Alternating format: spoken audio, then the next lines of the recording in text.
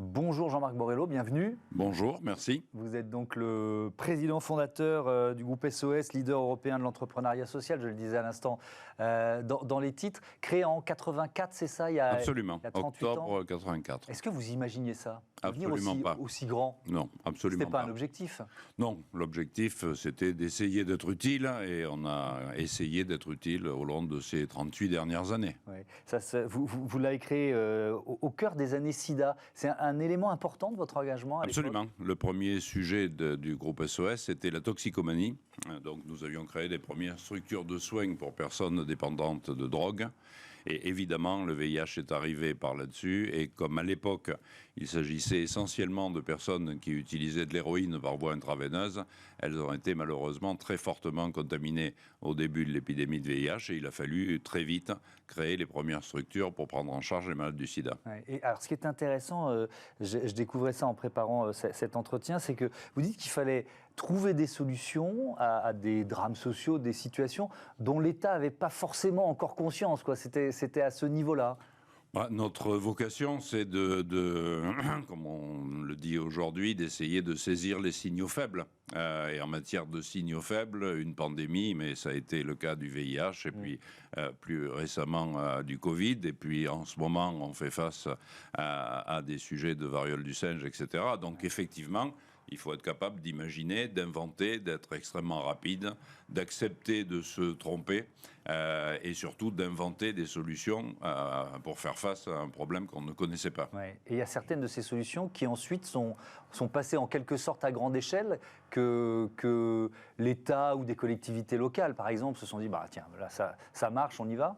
Absolument, c'est évidemment le cas du VIH, c'est-à-dire que un certain nombre de sujets sont apparus avec le VIH, puisque c'était une première maladie qu'on ne savait pas guérir. Elle était mortelle pendant une première partie de son existence, et puis assez rapidement, heureusement, on a réussi à avoir des trithérapies. Et donc, c'était une maladie lourdement handicapante, mais qui n'était plus tout à fait mortelle. Et puis, l'avancée des traitements, en fait, a permis d'en faire une maladie chronique, qui est toujours une maladie extrêmement sérieuse. Il y a toujours des contaminations, donc il faut toujours se protéger. Mais évidemment, les solutions à mettre en place ont dû évoluer de manière extrêmement rapide. Malheureusement, les premières années, nous avons accompagné des gens vers la fin de leur vie, parce qu'il n'y avait pas grand-chose d'autre à faire. Ensuite, on a imaginé des dispositifs pour qu'ils puissent vivre malgré ce handicap avec des traitements extrêmement lourds et extrêmement handicapants. Et puis, on a pu leur permettre, grâce au traitement, de reprendre une vie normale et de vivre avec une pathologie, certes chronique, mais qui n'était plus handicapante. Donc, toutes les évolutions, tout ce qui a été inventé à ce moment-là, avait vocation à servir à d'autres pathologies, et c'est ce que nous avons fait en continuant de développer ces dispositifs et en les ouvrant à d'autres pathologies, en particulier pour ceux qui étaient à la fois en précarité sociale et en précarité sanitaire, c'est-à-dire des personnes SDF qui vivaient avec un cancer, des personnes SDF qui vivaient avec des troubles neurologiques divers et variés. Et ces structures sont aujourd'hui ouvertes à toutes celles et ceux qui ont besoin d'une prise en charge sanitaire et sociale. Et alors aujourd'hui, le groupe SOS, je le disais en titre, c'est plus de 650 structures, 22 000 salariés, 2 millions de bénéficiaires, un chiffre d'affaires d'1,2 milliard d'euros dans plus de 40 pays. Tiens, en donnant le chiffre d'affaires, on va peut-être en profiter pour faire un peu de pédagogie. On parle d'économie sociale et solidaire. Ça veut dire quoi en termes de modèle économique? Il faut peut-être le rappeler, ça. Alors, ça veut dire plein de modèles économiques différents. Historiquement, l'économie sociale et solidaire se définissait par ses statuts. C'était très clairement les associations, les mutuelles, les coopératives et les fondations. Ça, c'était avant la loi de Benoît Hamon, qui, à l'époque, a permis, et on y a un peu participé, à faire en sorte que cet univers s'ouvre à des entreprises commerciales qui avaient un objet qui était au-delà de la rentabilité. Donc ça a été la première partie du mouvement. Deuxième partie du mouvement, si j'ose dire, dans l'autre sens, avec la loi Pacte, on a permis aux entreprises dites classiques, aux entreprises de capitaux, de se donner une raison d'être, une mission. Et donc l'objectif, en tout cas celui d'SOS depuis qu'il existe, c'est de dire il n'y a pas deux économies, il y a une économie. Et l'économie, elle doit prendre en compte le social, l'économique et l'environnemental. peu importe après tout les statuts, parce que les statuts ne font pas la vertu. Et la réalité, c'est comment mesure-t-on l'impact d'une entreprise, quelle qu'elle soit petite, moyenne, grande ou très grande, et quel est son impact sur les 3 plans essentiel, économique, social et environnemental. Et si on se concentre sur Groupe SOS, ça veut dire qu'il n'y a pas d'actionnaire, par exemple? Alors, le Groupe SOS, pour aller vite, c'est un dispositif associatif, même si nous détenons 60 ou 70 sociétés commerciales, elles sont la propriété à 100% des associations du Groupe SOS. Donc effectivement, il n'y a jamais eu d'actionnaire dans le Groupe SOS, il n'y en aura jamais. Il n'y a pas de personnes physiques qui détiennent quoi que ce soit, ni des hôpitaux, ni des maisons de retraite, ni des murs, ni des magasins, ni tous les dispositifs qu'on peut imaginer. Donc aucun actionnaire, pas de dividendes à verser. Et donc la possibilité, sous réserve d'avoir un équilibre économique convenable, de réinvestir la totalité dans l'innovation, le développement et le mieux-être des gens dont on s'occupe. Plus de 650 structures, c'est à la fois un atout, parce que ça permet de traiter, d'être présent dans beaucoup de domaines, mais c'est un peu vertigineux. C'est-à-dire que comment on donne de la cohérence à l'ensemble? Vous voyez ce que je veux dire? Je crois que ce qui donne la cohérence à l'ensemble, c'est le sens. C'est-à-dire qu'effectivement, non seulement il y a plus de 650 ou 700 structures aujourd'hui, mais elles sont extrêmement différentes. C'est-à-dire que dans les structures dont vous parlez, il y a des hôpitaux avec 4000 salariés, il y a des boutiques de commerce équitable, il y a des parcs naturels gérés par l'association en Camargue, il y a des bateaux qui ramassent les plastiques sur les océans, il y a des bistrots dans des villages qui n'en avaient plus et qu'on viendrait ouvrir. Donc nous sommes sur 1000 cafés, c'est ça? C'est l'opération 1000 cafés. Mais il y a des lieux culturels. Il y a le formidable Fort Saint-Nicolas à Marseille, 7 hectares au-dessus du Vieux-Port. C'est tellement varié. Donc c'est les valeurs qui vous... Oui, vous savez, l'histoire du groupe SOS, c'est l'avantage de ne pas avoir eu à l'origine de compétences particulières sur la gestion d'entreprise, donc pas de modèle à développer. Sans doute aucune stratégie, c'est-à-dire l'idée d'être simplement à l'écoute du monde qui nous entourait et la capacité à imaginer des solutions face à ce monde. Et sans doute que le troisième atout était de ne disposer d'aucun capital, donc la nécessité d'inventer, un mot qui aujourd'hui est à la mode, des solutions qui étaient peu coûteuses et donc une sobriété économique depuis le départ que nous avons conservée. Oui, parce qu'il y a cette idée d'innovation sociale, c'est ça le groupe SOS. Absolument, c'est le cœur de la maison, c'est comment fait-on pour être au rendez-vous des dispositifs dont nous avons besoin aujourd'hui, alors évidemment en France, mais aussi dans les 40 et quelques pays que vous citiez, même si les 22 000 salariés sont pour presque tous en France. Il y a des besoins que nous avons vus apparaître, l'opération des 1000 cafés. On n'aurait pas imaginé sans doute il y a 15 ans que nous irions ouvrir des cafés, des commerces, des épiceries dans des petits villages qui n'en avaient plus. Or, sans doute, la crise des Gilets jaunes a mis en évidence pour nous tous le fait que parmi les inégalités territoriales, il y avait certes les grandes banlieues dans lesquelles nous sommes présents depuis 25 ans avec leurs difficultés spécifiques, mais il y avait aussi 22 000 villages qui n'avaient plus aucun commerce, c'est-à-dire pas la capacité d'aller rencontrer leurs voisins autour d'un café.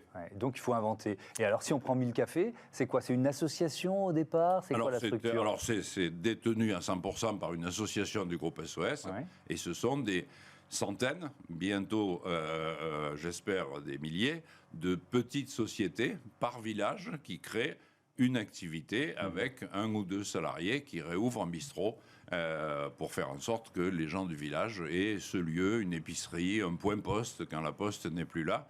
Et donc ça c'est typiquement sans doute une aventure économique que d'autres n'auraient pas tenté, parce qu'il est à peu près évident que nous ne gagnerons jamais d'argent dans ces dispositifs.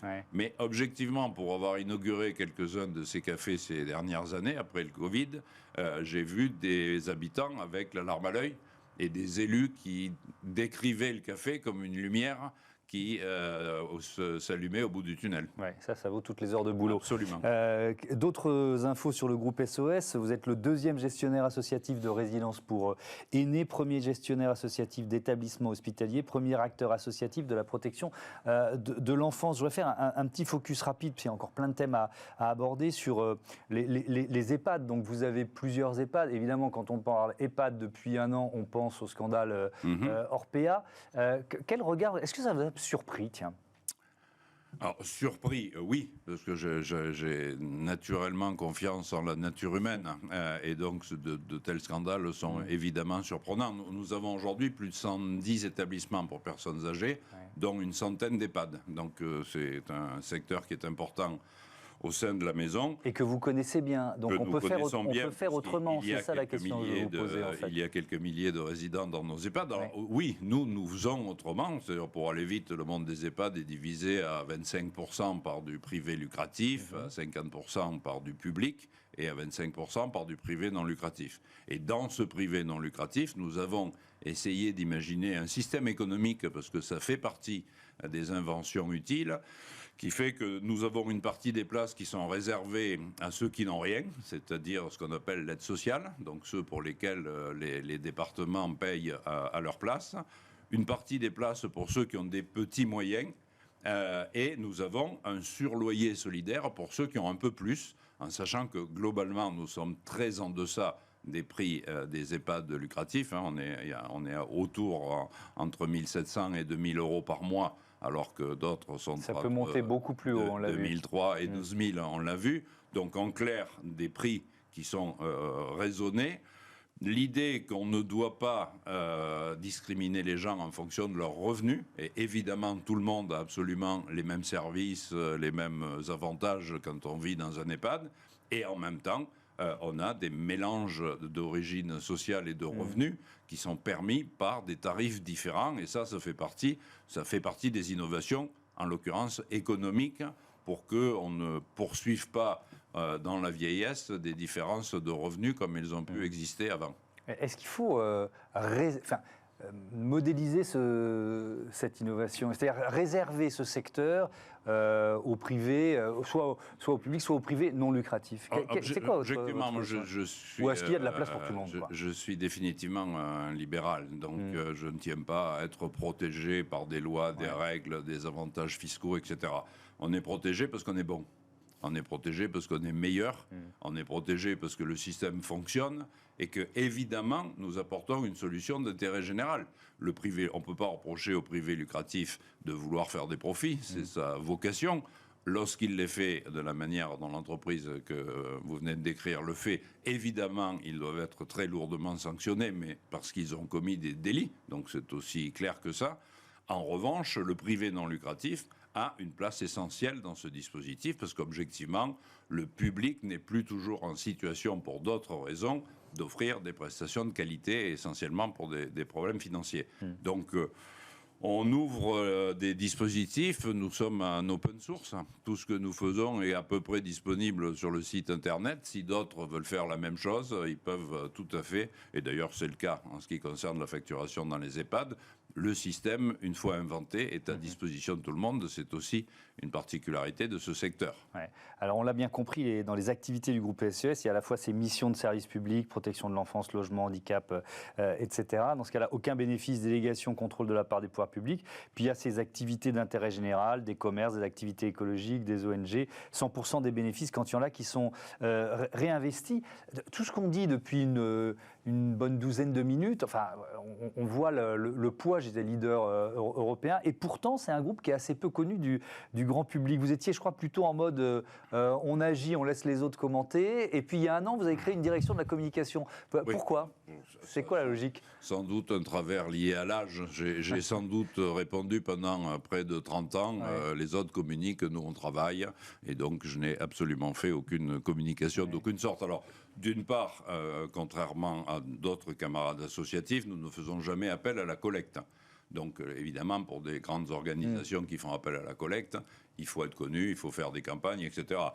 Nous, l'idée, c'est que ceux qui ont besoin de nous savent que nous existons. C'est-à-dire que nous ne sommes pas connus dans le grand public.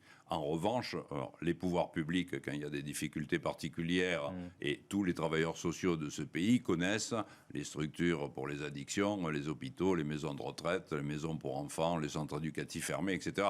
Très objectivement, nous n'avons jamais été en manque de clients, si j'ose dire. Et donc, le fait d'être reconnu m'apparaissait un peu superflu. Mes camarades plus jeunes et mieux formés m'ont fait comprendre qu'il était temps d'apparaître un peu avant de disparaître, en ce qui me concerne. Pourquoi vous dites ça? Vous allez passer la main avec l'âge, oui, un jour ou l'autre. Un jour ou l'autre, et dans des conditions qui sont d'ores et déjà prévues. Et là aussi, que nous avons voulu un peu original. Ah bah tiens, ça m'intéresse. Ça va se passer comment, la transition? La transition, c'est qu'il n'y aura plus de président du directoire. Il y aura un directoire collégial, celui qui existe aujourd'hui, et qui fonctionnera de manière collégiale. Je ne crois pas, paradoxalement, capitaine d'industrie, cette vision un peu romantique. Nous, évidemment, c'est une aventure collective. Nous sommes 9 à diriger cette maison. Et quand je ferai valoir mes droits à la retraite pour aller à la pêche ou retourner dans mon Midi natal, le groupe sera géré par ce collectif, parce que je crois à la vertu du collectif. Est-ce que cette direction de la communication, c'est aussi une façon de dire, bon ben, on est là depuis longtemps, on sait faire, peut-être que je sais pas si c'est votre cas, mais voir d'autres qui étaient peut-être un peu moins légitimes, faire parler d'eux, ça vous titillait? Alors, objectivement, c'est surtout l'idée de porter nos plaidoyers.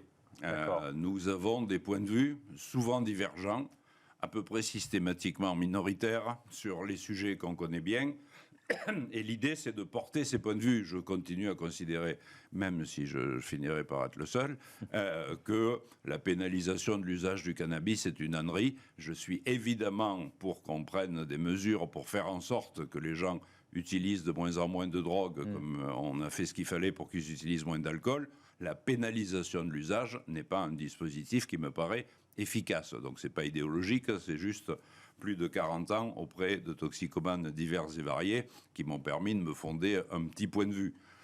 Nous avons des sujets autour, on a de gros dispositifs autour des populations LGBT. Donc il y a des droits à défendre en matière de population LGBT. Avec le sida, évidemment, on a bien vu à quel point il était important de permettre d'abord le Pacs, puis le mariage gay, parce que socialement, ça permettait à l'ensemble des individus d'avoir les mêmes droits. Donc la communication, c'est pas tant autour de ce que fait le groupe SOS, c'est surtout autour des valeurs, la place des enfants handicapés dans les structures classiques. On a même des crèches qui accueillent à la fois des enfants handicapés et des enfants non handicapés.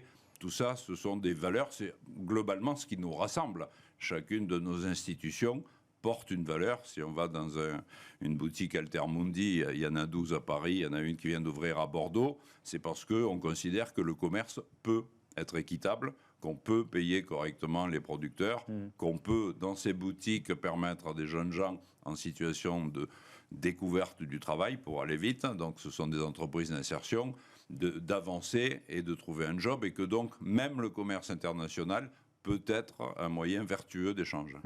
Vous dites porter les plaidoyers, ça peut être aussi le thème autour de l'immigration, changer le regard sur l'immigration, affirmer que c'est une chance, une opportunité pour la France. Vous avez lancé une étude sur ce thème il y a quelques mois, je crois qu'elle est destinée à durer encore un certain temps. Pourquoi? C'est quoi l'objectif? Nous hébergeons à peu près 10 000 personnes sans domicile, dont la moitié sont des personnes d'origine française et l'autre qui sont des migrants, depuis quelque temps pas mal d'Ukrainiens, mais l'année dernière des gens qui venaient d'Afghanistan, et puis il y a eu des vagues successives. Là aussi, au risque de ne pas être très majoritaire, j'ai toujours considéré que cette immigration était une chance formidable pour notre pays. Alors, bien loin du grand remplacement des quelques agités du bocal, la réalité, c'est que nous découvrons des cultures, des savoir-faire, des capacités de travail. Dans ce pays, il y a des centaines de milliers d'emplois disponibles, et même je pense qu'on devrait faciliter encore l'accès des personnes en situation d'asile à ces emplois, aller plus vite pour qu'ils puissent s'intégrer. Et effectivement, nous avons étudié sur les populations que nous accueillons et, d'autre part, les besoins des entreprises, la capacité de créer des rencontres, parce que mes camarades chefs d'entreprise, qui est un monde que je fréquente un peu aussi, sont tous en situation de recherche de salariés dans le bâtiment, dans la restauration, dans les transports publics pour transporter les enfants à l'école. Il y a des milliers de postes disponibles. On a des milliers de gens qui sont venus parce qu'ils n'avaient pas le choix. Ils ne sont pas venus par plaisir forcément. Ils sont venus parce que leur pays était en guerre, ce qui est le cas de l'Ukraine. Ils sont venus parce qu'ils risquaient de mourir de faim dans leur pays. Ils sont venus parce qu'ils avaient envie de participer à cet effort national. Mais mes grands-parents ne parlaient pas français. Je suis très content qu'ils aient été accueillis dans ce pays il y a bien longtemps. Vous avez publié plusieurs livres. Le dernier est autobiographique. Mon bonheur, c'est les autres, publié aux éditions Débat Public. Est-ce que c'est toujours vrai, même avec les enquiquineurs, les pisse-vinaigres, les doucheurs d'enthousiasme ? Oui, c'est parfaitement vrai. Et c'était surtout l'idée que le fait de faire pour le collectif, ce n'était pas un renoncement à soi. Parce que ça aussi, c'est quelquefois une rencontre assez régulière quand on parle de ce qu'on fait. Moi, je ne me suis jamais sacrifié. Je n'ai jamais renoncé à rien de ce qui était mes envies. D'abord, j'ai fait un certain nombre de métiers différents et très différents les uns des autres. J'ai créé SOS, que j'ai dirigé bénévolement pendant 15 ans, tout en ayant d'autres métiers. Mais surtout, la rencontre de l'autre et le fait de faire avec, et pour l'autre, c'est pas un renoncement. Et encore une fois, je ne cherche aucun paradis auquel je ne crois pas, aucun grand soir fantasmé. Simplement, le fait de se battre et de continuer à se battre, c'est être un Sisyphe heureux, c'est pour moi la solution du bonheur. Je voudrais qu'on termine sur ce secteur de l'économie sociale et solidaire. Vous l'avez évoqué tout à l'heure sur le fait que les statuts n'étaient pas finalement le plus important. On n'a pas du tout parlé de transition écologique depuis le début de cet entretien. Est-ce que vous voyez ce thème prendre de plus en plus de place?